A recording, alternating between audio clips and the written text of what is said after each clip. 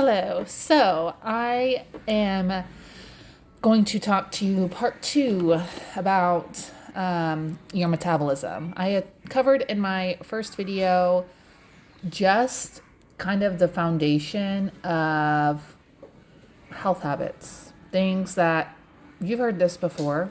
Most of it, if not all of it, shouldn't be anything new. But it's good to be reminded. Oh, yeah. That's right. Forgot about that. So, with that said, I covered kind of some of the foundations when it comes to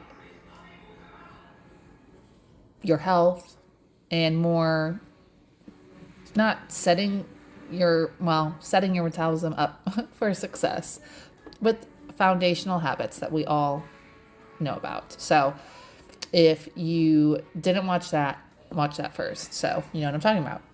Okay, so I had a good friend, and we were kind of talking about this the other day. And I think that there is this, and I've been there too, this misconception that someone's metabolism can be broken.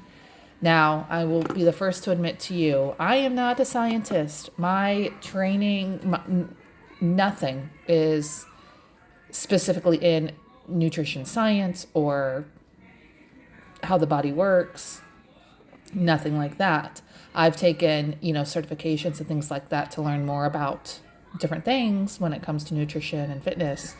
But as far as like formal education, if you consider only formal education from a college university, no, I don't have any of that. And there are people who are much more educated who can talk a lot more about how your metabolism works, and all that. Now, anyways, there's a lot of misconceptions. I think that your metabolism is broken. Yes. Can you have dysfunction of your metabolism? Yes. What is your metabolism? Basically, your metabolism is different processes in your body to keep you running, to keep everything functioning smoothly. So absolutely, can there be dysfunction? Yes. But is that the issue with most of the population? No. So your metabolism does refer to two different processes, catabolism and anabolism. Catabolism is the breaking down of food to release energy. Anabolism is the building and repairing of tissue. So a lot of us think of metabolism as actually our metabolic rate. And that's how many calories your body burns throughout the day. So technically speaking, like I said, your metabolism doesn't break unless, like I said, you have a specific disease that affects it. However, your metabolic rate can speed up or slow down depending on several factors. And I'm going to go through what they are. Natural changes, number one. So think age, genetics, hormonal shifts, natural changes that happen as you age. Caloric intake. Very low calorie diets can cause what's called adaptive thermogenesis, which is the process of the body burning fewer calories to conserve energy. Now, that is something that I do at some point. I don't know if it's going to be this video or another one. This whole adaptive thermogenesis. I think some people confuse this with starvation mode, like your body's going to burn fewer calories. I don't think they think of it like that, like what I'm saying right now. I think they think of starvation mode as your body's going to hold on to fat because you've gone too low cal.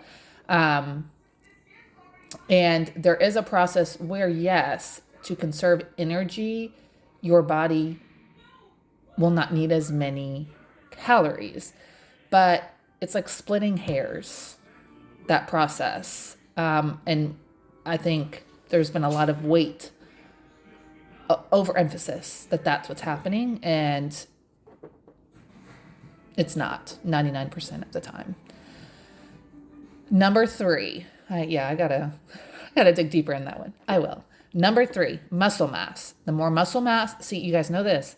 The more muscle mass yields a faster metabolism. So this is another reason why I'm always harping on strength training. And then burning, and it helps burn more calories at rest. Now, again, it is a little bit of splitting hairs. It's not going to be like you're going to gain a bunch of muscle and then you're just going to be burning so many calories that you can just eat whatever you want. Like, I feel like we're kind of shooting ourselves in the foot when we go down that thought process. Okay. Again, it's not enough where you're thinking, right, I'm just like, don't even have to worry about my diet. And that's just, it's not the case. Number 4, activity level. The more active you are, the more calories you burn. So think not how intense your workouts are to cause more activity, but how much you avoid sitting throughout the day. And then number 5, illness or stress. So both of these can alter hormones that affect metabolism. So I think those are all good things to really think about and to consider. And some of the training that I'm in right now, I'm like, the professor. He's not a professor. The teacher. I don't even know what I would call his title, because it's basically this fitness. You learn more about helping either yourself or clients to understand different things in the fitness and nutrition world. And we in depth went over adaptive thermogenesis.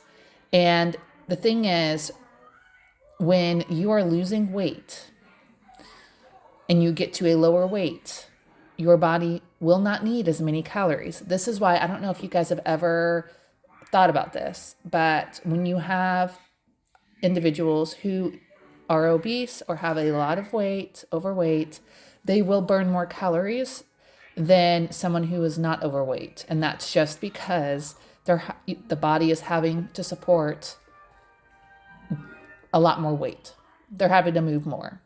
Someone who is, and sometimes I just think about this. You have someone who is 40 pounds overweight. If I'm having them doing step-ups, and it's probably not as clear-cut as this, but they're lifting 40 pounds of weight in addition to whatever else if I give them more weight. So they're burning more calories because basically the body's having to move more.